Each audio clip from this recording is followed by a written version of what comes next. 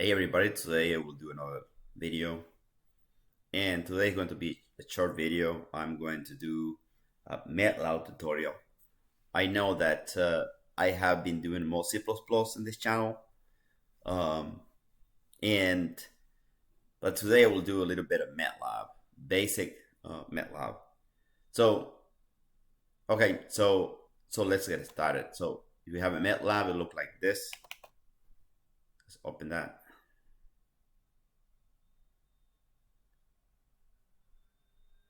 Okay, so in this case, I'm going to just open a new script, right? To write a new program. Okay, so again, if you want to do the command line, you do the command line thing here. You can actually do it right here. Or you can use the command line from here.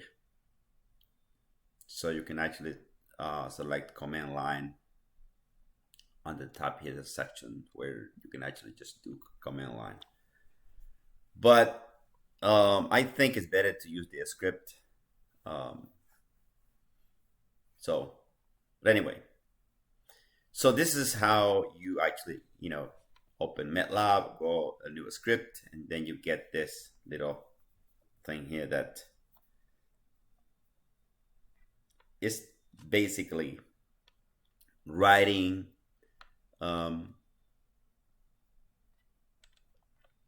just code on all the test editors basically. Okay, so basically, so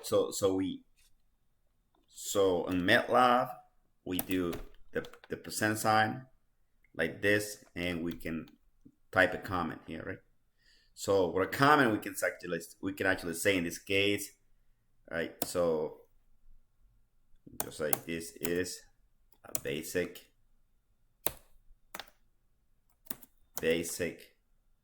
plotting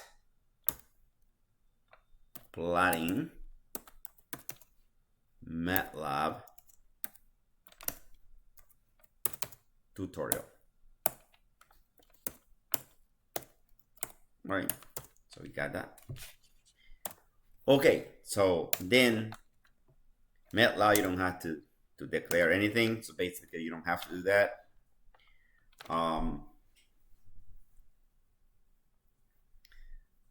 I mean, you can declare, but you don't have to declare like doubles and integers and stuff like that. But for something basic like this, right? Okay, so basically, so in this case, we just start, so we're going to kind of assign some variables. We can say f.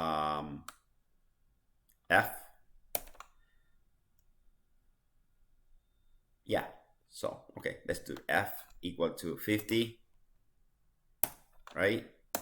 And then we do fs equal to 1000, right? Now this is what's going on here. So I got f and I got fs, right? Then we will do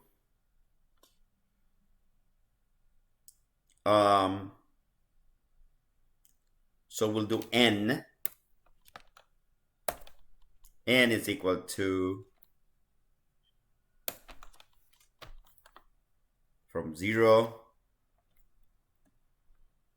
to 20. But from 0 to 28, actually, I'm going to 19, right? So start from 0 to 19, right? So like that. Okay, so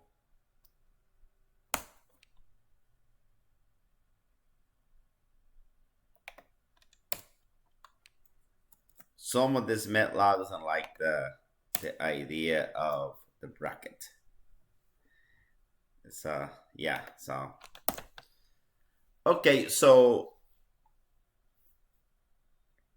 we have that, right? Now we can actually see.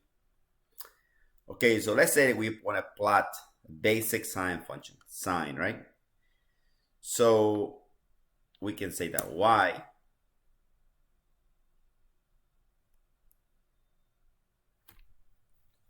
Yeah, so y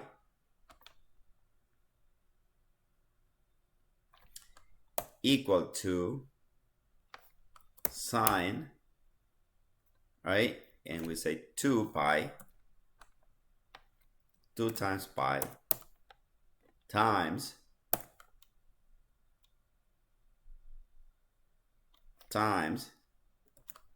open parenthesis 50 divided by 1000,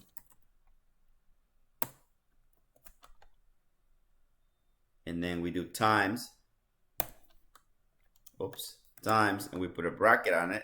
Hopefully take the brackets. If not, I just do it bracket, and we put n, right? So n, we know that is go from 0 to 19, which is basically just 20 units, right? 20 space, right? 20, right? Counting from 0 to 19 is basically 20, right? Okay, so, and actually it's a little less than the half of this, the half of the 50, right? So basically, but if you think about it, how many 50 I have in 1000, right?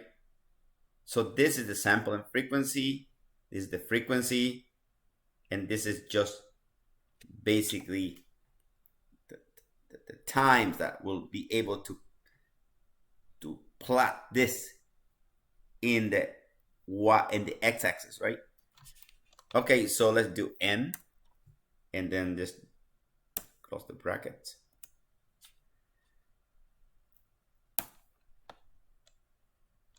And it's not liking it at all for some reason.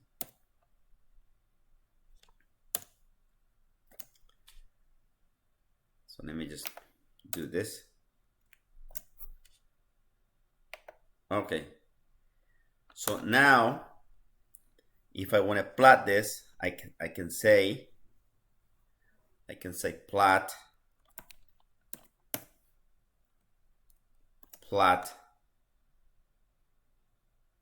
y, plot n, right? Because I'm plotting n versus what?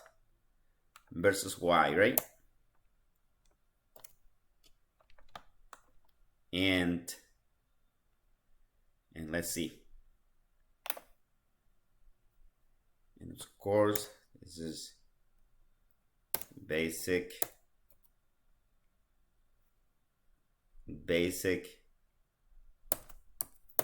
plot tutorial, right? That's basic plot tutorial.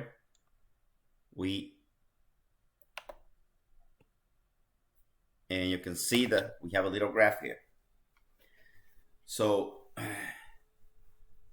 as you can see that it went from 0 to 20, right? Now, that's not bad, right? But it has, you can actually see it's not the smoothest, but it's not too bad, right? Okay, so let's try to change the number on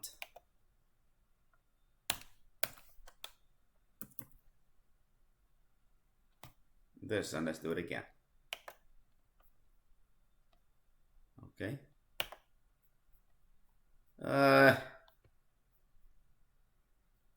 Not a big change, but this, you can actually see that it's a sine. It's a sine graph. It goes up, the maximum, drop down, and go to the minimum.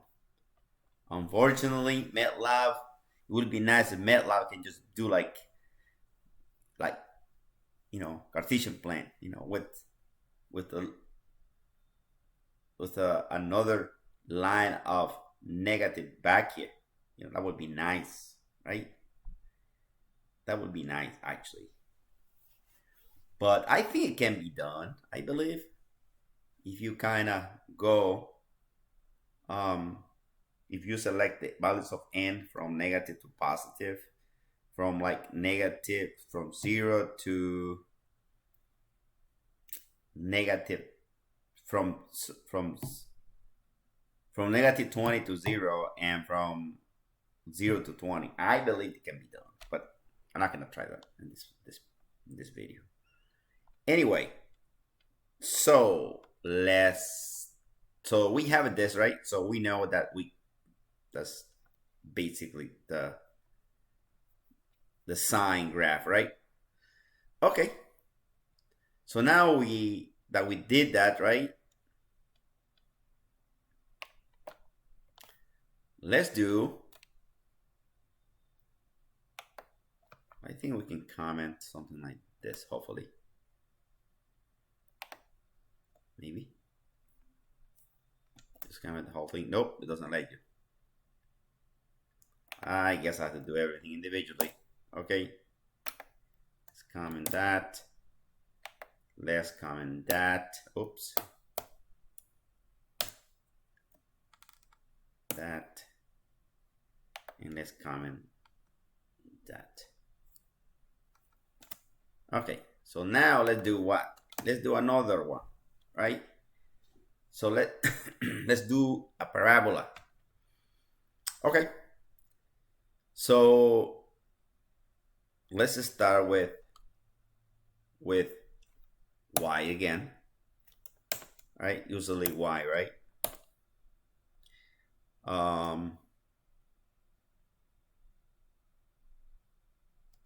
Let's start with x, capital X, just in case. I have not used. Okay, so let's use x equal to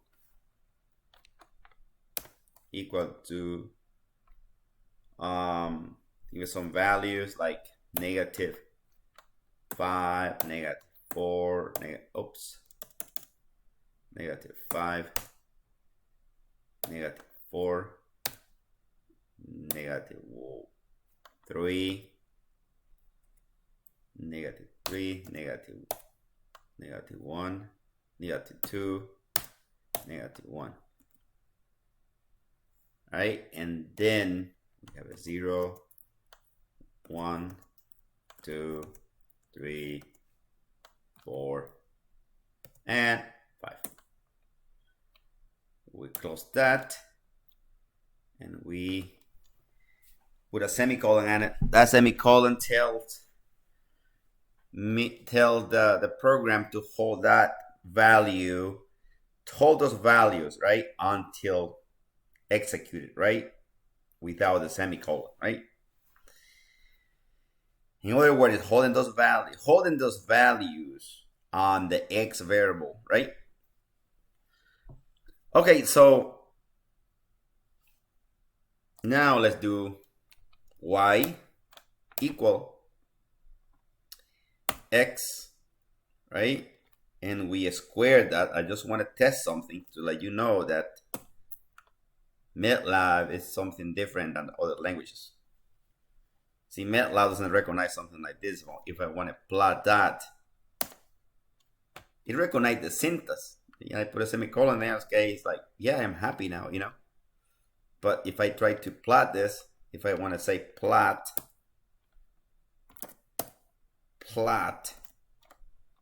x comma y,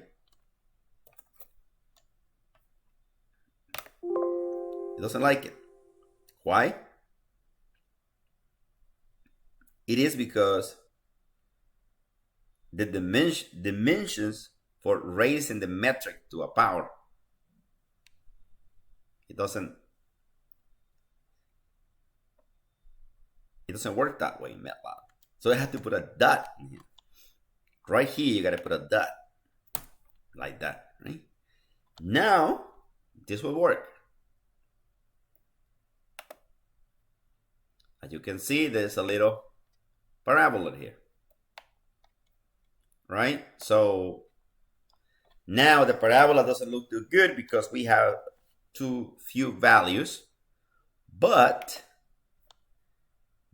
if we add some values here, for example, I can add negative 8 space negative 7, negative 6, and so forth, right? And I can do 6, 7, 8, and then we can plot that, right? Run it, and you can see that. Here you go. So 8, right? So 8 to square is what? It's 64. So we got this point right here, right? So, and then that's it.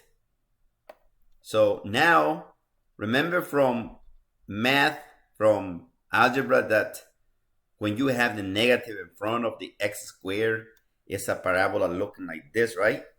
And instead of looking like this, it's looking like this, right? So let's put a negative in front of that, just like that. And then let's plot that now. See? That really flipped the parabola. See? How neat is that, isn't it? How beautiful is that? See that? Now we got a parabola, you know, down, basically. It's going downwards instead of, I mean, it's going up to here, but then basically it's go from the maximum to the minimum on both sides. And instead of going from the minimum to the back to the maximum, right? Okay. So, see? Yep, so that's it. That's it for today. I hope you guys enjoyed this video. If you do, please give me a like, subscribe, and share. And thank you for watching. Thank you. Next video. Bye.